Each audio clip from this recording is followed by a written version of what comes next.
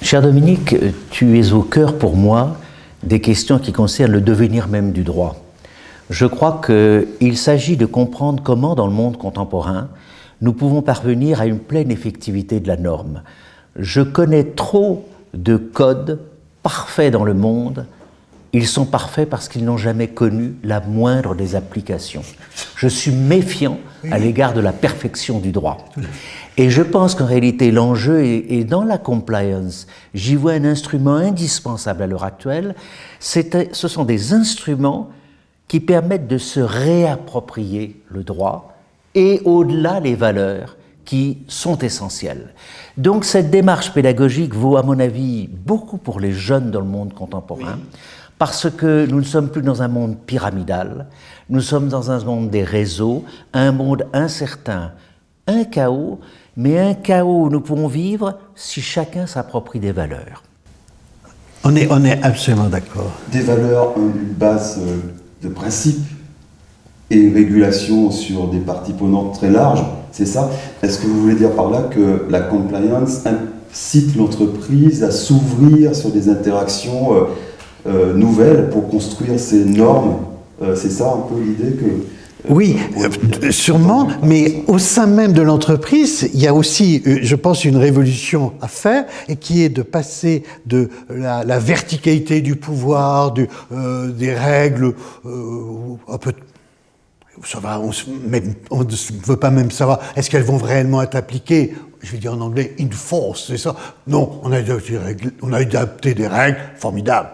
Non, s'il n'y a pas appropriation par les collaborateurs, et si on ne passe pas justement à cette horizontalité du savoir, où on va faire, comme je répète, on va essayer de faire des choses intelligentes, pertinentes, on va se planter. Et donc, on remet en question, on remet en question la pyramide qu'évoquait Jean-Claude. N'oublions pas que les pyramides, c'est d'abord des tombeaux. Qu'on est en train de se mourir dans ces pyramides, alors qu'il faut justement élaborer peut-être cette entreprise éclatée, libérée, dans laquelle on sait écouter les collaborateurs, je pense que c'est d'abord ça, mais également l'ensemble, je répète, de l'écosystème d'entreprise. Mais en quoi c'est utile aujourd'hui d'aller ouvrir le champ du dialogue ou des régulations, d'intégrer des parties prenantes, en quoi c'est vital peut-être? Quelle est finalement la fonction de cette nouvelle forme d'intégrative quelque part aujourd'hui? Parce que, comme l'a dit Jean-Claude, nous sommes dans un monde en profonde mutation, et moi je répète, c'est une mutation structurelle, c'est pas uniquement anecdotique de quelques nouveaux présidents ou dirigeants qui font un peu le buzz. Non, c'est un profond mouvement lié à ces nouvelles technologies, à la globalisation, aux réseaux sociaux, à l'Internet.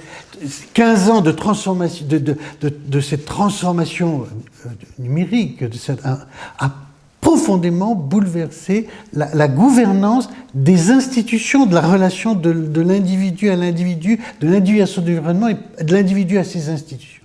On est dans cette région. Je pense que si on n'y répond pas, William, comme avec intelligence pertinente, est-ce que vous disiez intelligence de stratégique, c'est la disparition. Oui, on va revenir à un magnifique catafalque au fin fond d'une pyramide.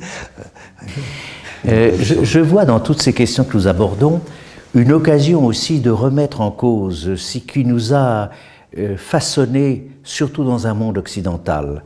C'est une vision et une conception en silo des questions, c'est-à-dire la séparation des problèmes. La complexité du monde présent vient du fait que plus rien n'existe séparément du reste des choses. Et je pense que c'est un trouble qui est chez nous, notamment les juristes, surtout les juristes qui ont vécu avec des univers relativement étroits, des bocaux, le bocal du droit privé, le bocal du droit public, puis à l'intérieur du bocal des matières, dont on pense d'ailleurs qu'ils pourraient très bien aller de l'un à l'autre selon la nature des questions. Je crois qu'en réalité, nous avons une remise en cause profonde de cette vie en silo qui était tellement confortable, de même qu'au fond, le monde binaire entre le monde de l'Est et le monde de l'Ouest rendait facile cette désignation d'un ennemi sans lequel il est bien difficile de vivre. Donc je pense que réellement, il y a une remise en cause, et je pense que ceci fait que, au fond, dans toutes ces questions, nous voyons l'interdépendance des problèmes. Et l'entreprise est probablement l'un des lieux où on conçoit le mieux cette interdépendance. Produire avec des salariés qui soient respectés, que l'environnement soit pris en compte, que les sous-traitants participent au respect de valeurs et de règles. Mais en fait, c'est le monde d'aujourd'hui décloisonné. Et personnellement, je me félicite de cet apport des entreprises qui, de façon sincère, entendent mettre en œuvre ces articulations. Et le rapport notamment de Thalès, pour moi, c'est un régal, parce qu'on met en relation des choses qui, finalement, pour des juristes notamment, n'avaient rien de commun. Des instruments, des croisements, des choses inconciliables qui aujourd'hui nécessairement devront être composées ensemble. Et moi j'aime bien dire, arrêtons de construire des ponts, arrêtons de construire des murs, on est là pour construire des ponts. Mais alors tout ceci, ça peut être anxiogène. Mon Dieu, toutes ces valeurs, ces grands procès, ces institutions qui sont en train un peu de vaciller. Mais je trouve aussi, et vous l'avez dit, c'est une chance absolument fantastique, c'est absolument passionnant. Et justement, c'est un appel aux jeunes à venir dire, réinventons un monde.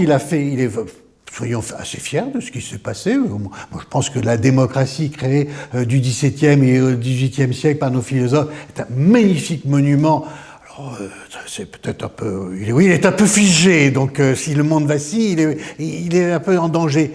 Mais il y a tout à réinventer, et c'est absolument passionnant.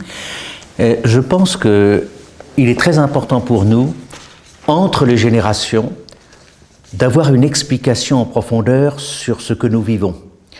Je pense que très sincèrement, le propre de la condition humaine est de participer du tragique.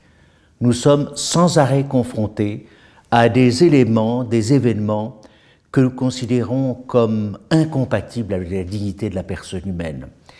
Et en même temps, nous constatons des progrès. Alors, est-ce que ces progrès vont nous changer complètement? L'homme sera-t-il augmenté par toutes ces nouvelles technologies? Il peut être diminué s'il n'est pas capable de prendre en charge son devenir sur la base de valeurs que nous puissions partager. Donc j'ai la conscience que du droit nous ne nous priverons pas, mais du droit qui a un véritable sens, qui est porteur de valeurs et qui accepte de se lier pour le meilleur avec ce qui au départ paraît d'une certaine façon négligeable. Un décloisonnement aujourd'hui des processus de création normative. Alors, est-ce que ce n'est pas un vœu pieux, c'est-à-dire dans quelle mesure on peut garantir qu'une éthique va être réellement, je dirais, sincère, authentique? On est quand même dans une zone où l'intention politique d'engagement est quelquefois difficilement mesurable. Mesurer un engagement d'une gouvernance, comment vous... Sauf William, oui, c'est juste, mais vous oubliez un élément, c'est que nous sommes, avec ces nouveaux outils, confrontés à une transparence absolument incroyable, jamais imaginée, de nos activités, de moindre nos actes, de moindres décisions. Et la décision prise derrière des portes calfeutrées du conseil d'administration sont dans la presse une demi-heure après.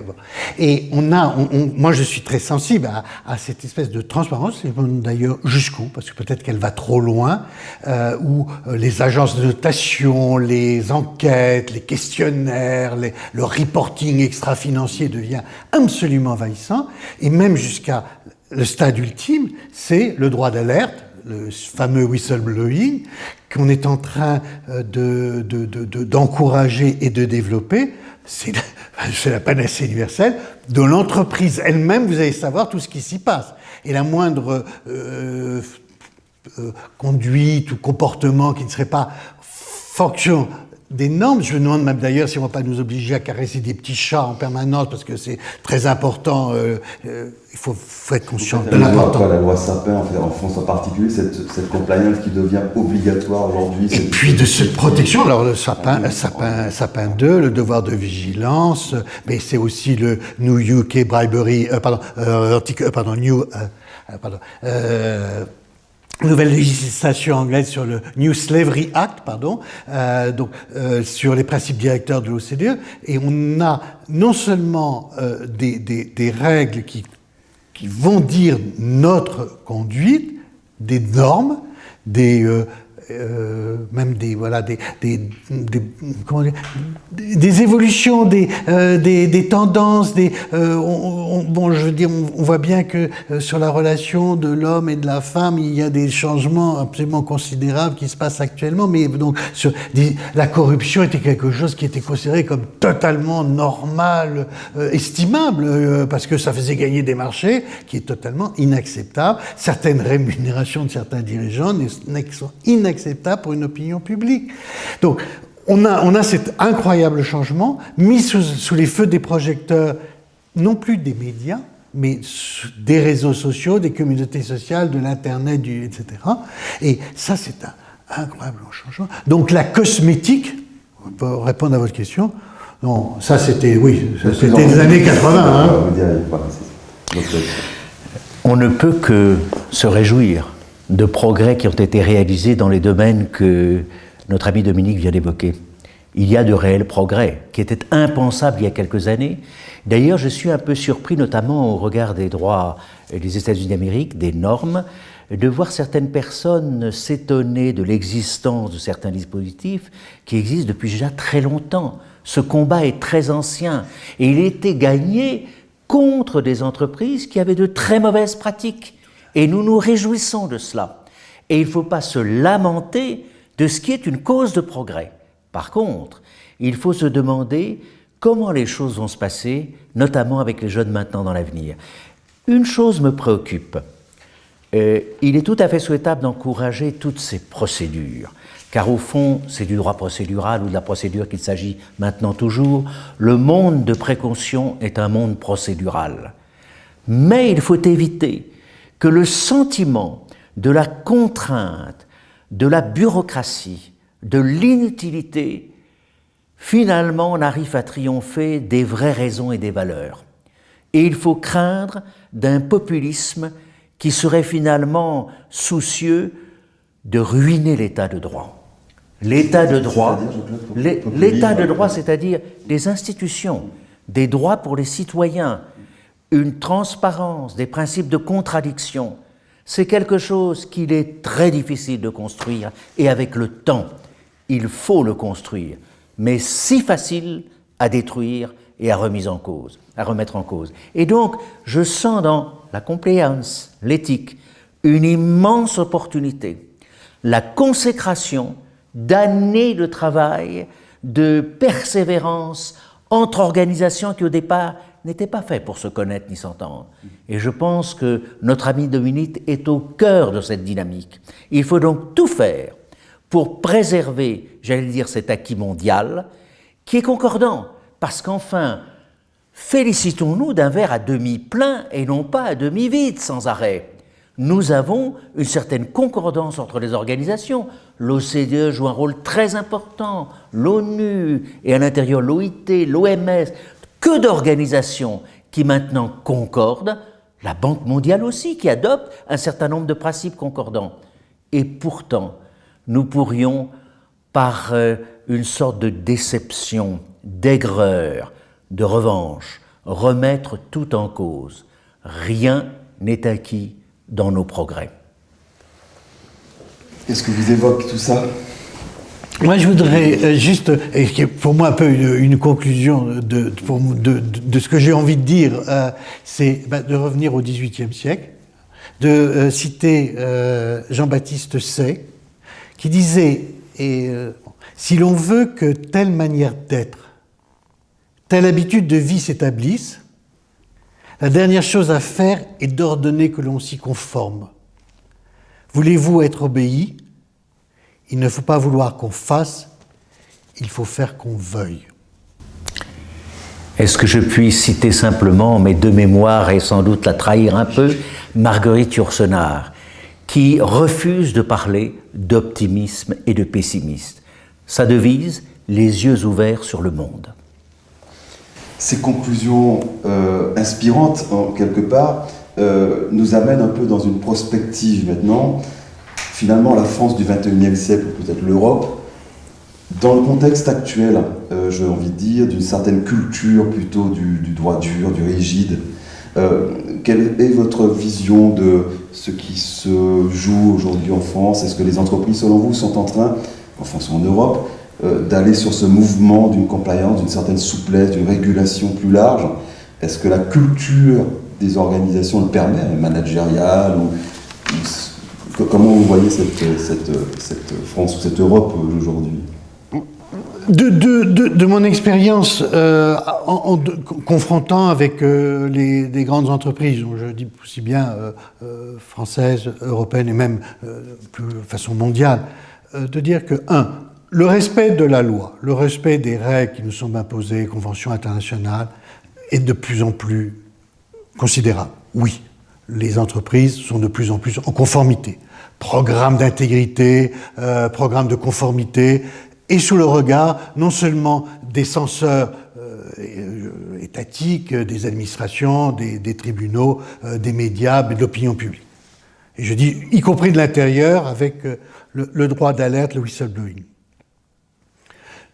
Je pense que la dimension que je vais appeler éthique, nouvelle responsabilité des entreprises, nouvel engagement, et ce qu'a dit Jean-Claude, de cette prise en compte de l'ensemble de l'écosystème, même s'il n'y a pas de règles, devient, j'ai l'impression, de plus en plus important. Et non pas du tout parce que les entreprises, tout d'un coup, étaient saisies, je répète, par une morale, mais simplement, elles voient là une façon d'aborder le monde et peut-être même d'en faire un avantage compétitif. Je pense que cette Lynn Bates du Harvard Business School qui disait ethics pay. Je pense que ça peut, à mon avis, même être source d'enrichissement et pour l'ensemble, création de valeur pour tout le monde. Maintenant, je pense que tout ceci doit se faire sans aucune naïveté. Je pense que certaines entreprises, d'abord certains États, ne respectent absolument pas ces exigences, ces valeurs, ce droit. Et vous Jean-Claude, vous l'avez dit. Je crois que aussi de ne pas voir comment ils sont aussi un élément de domination non économique, géopolitique, sociologique, et que certains, je pense certaines puissances impériales n'hésitent pas à s'en servir. Ne soyons jamais naïfs. Et pour vision prospective, je pense qu'il y a besoin d'accroître la sensibilité de l'ensemble des acteurs économiques et politiques, de ce monde qui change. Abandonnez vos stéréotypes, abandonnez vos croyances et les vieilles lunes. Non, nous sommes au cœur d'une grande mutation de notre monde. Mérite d'une nouvelle réflexion, de nouvel engagement, de nouvelles idées. Et puis surtout, vous parliez de silos, surtout arrêtons les silos entre le privé et le public. Je crois que là, il y a besoin d'avoir au contraire une complicité intelligente, et c'est vraiment, là encore je reviens, l'importance de l'intelligence collective sur ces sujets. L'intelligence, un mot qui est revenu plusieurs fois, l'intelligence des normes, l'intelligence normative. C'est quelque chose qui... Oui, je pense tout à fait que, tout d'abord, il y a dans certains pays, plus que dans d'autres, une difficulté à pratiquer certaines formes d'intelligence. Et ce n'est pas faire du French bashing que de dire qu'en France, la pratique de l'intelligence collective n'est pas si facile que cela. De par nos formations en silo, les grandes écoles d'un côté, l'université, nous n'avons pas de vrai campus où nous puissions réunir toutes et tous dans des disciplines différentes. Et je pense que le monde aujourd'hui est un monde de campus. Il faut nous réunir. Les étudiants dans le monde jouent un rôle très important dans le développement de bonnes pratiques et des valeurs. Enfin, beaucoup de luttes contre les mauvaises pratiques de corruption, l'exploitation du travail des enfants, etc., viennent des jeunes, des universitaires, notamment dans les campus américains. Et il ne faut pas dire « Ah, ce droit nord-américain ». Non, il y a eu des luttes qui sont, d'une certaine façon, des luttes pour remettre en cause des pratiques qui paraissaient normales et qui ne le sont pas. Je crois que l'intelligence collective et intergénérationnelle est la grande clé de non seulement tout progrès, mais maintien des valeurs et des institutions auxquelles nous tenons, sachant qu'elles ne fonctionneront jamais plus de la même façon, parce que je crois que la rupture est considérable de génération et que l'environnement n'est plus le même. Simplement, prenons garde de ne pas céder non plus aux tyrannies nouvelles de la transparence, de la croyance que chacun est le roi du monde derrière son ordinateur, à toutes les tyrannies qui nous guettent et qui, au fond, vont à l'encontre de toute construction collective. Et je me réjouis quand même, ça c'est un grand espoir pour moi, que dans les réunions que nous avons avec beaucoup de jeunes, la langue du bois a considérablement régressé. On peut aborder toute question, mais quelquefois la dimension de l'histoire, la dimension de la prudence n'est pas si facile à pratiquer. Mais enfin, les jeunes, ils n'ont pas notre âge et notre expérience, il faut donc leur faire confiance.